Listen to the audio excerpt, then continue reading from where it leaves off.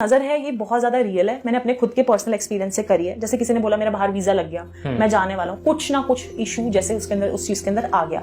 इसीलिए बोलते हैं ना कि जब तक वो चीज हो नहीं जाए ना आपकी, तब तक हमें उसको अनाउंस नहीं करना चाहिए, क्योंकि आपके वेल विशर्स कितने हैं आपके पेरेंट्स के अलावा, आप खुद उस चीज को देखो। जब आपको कोई लगातार घूर रहा है ना, जैसे स्टॉक कर रहा है बहुत बुरी तरीके से, तो उस टाइम पे they are actually channelling something कि इसका बुरा हो उस पॉइंट ऑफ टाइम पे, and that thing can actually पलट सकती है वो आपकी पॉजिटिविटी, आपकी वाइब्रेशंस, आपकी ऑरा और आपकी एनर्जी को। अज्ञान और ज्ञान दोनों ही बुद्धि से प्राप्त होते हैं, और अगर बुद्धि ही शुद्ध नहीं है तो हम वही सोचेंगे, करेंगे, कहेंगे जिसमें हमें सुख मिले या मिल सकता हो। अब आप ही जरा सोचना कि अगर कोई भी किसी के साथ या किसी के प्रति दुष्कर्म जैसे रेप, मर्डर या सिर्फ गाली गलौज ही करे और बदले में वो सोचे कि उसको कानूनी रूप से या किसी भी और तरह से उसके साथ कुछ भी बुरा ना हो, तो ये तो अज्ञान ही है ना।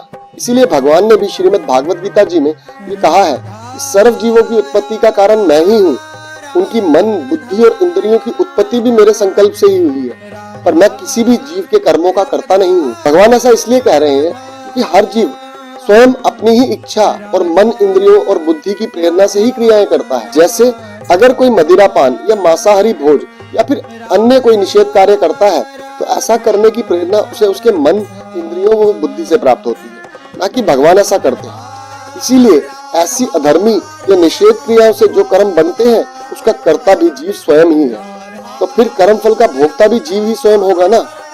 इसमें ना तो किसी की बुरी नजर, बद्दुआ, जंत्र मंत्र आदि किसी का भी कोई योगदान नहीं होता।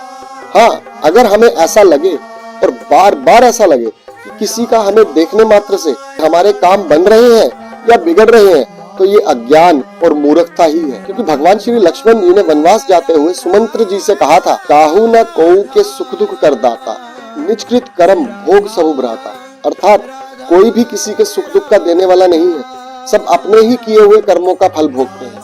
जय श्री राधा, राधा राधा। आपको अपने कर्म का ही फल मिलेगा।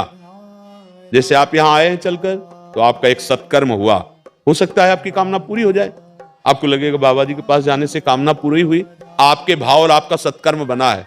खुली बात है, ये कभी भूल भुलावे में ना रहिए कि आपको कोई कुछ दे देगा और आप उन्नतिशील हो जाएंगे। अगर आपका कर्म लागू हो गया, शुभ कर्म, तो कोई दे या न दे, अपने आप उन्नतिशील हो जाओगे। बात इसलिए हम रखते हैं कि आप लोग भूल में ना पड़े। भजन, कर्तव्य कर्म का पालन, और जय हो या पराजय, सुख हो या दुख, लाभ हो या हानि, हम कायरता रूपी दोष ना ने दे, पुरुषार्थ करते हैं। तो हमें लगता है कि भूल भुलावे में ना फंस के कि हमारे कोई कार्य बना सकता है, ये बिल्कुल भ्रम है। एकमात्र तुम्हारा सत्कर्म ही तुम्हारी रक्षा करेगा।